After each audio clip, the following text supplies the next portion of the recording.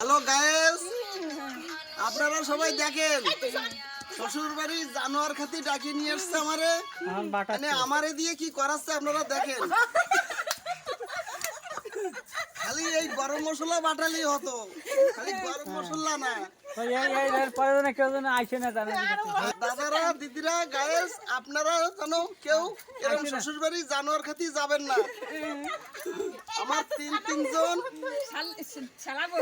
6 জন শালা বউ থাকতে দেখেন আমার কপালে এরকম জানোয়ার কষ্ট দেখেন আপনারা দেখেন।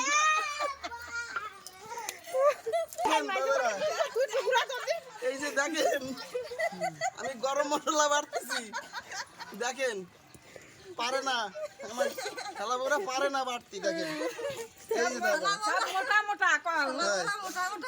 এই দেখেন, এই দেখেন আপনারা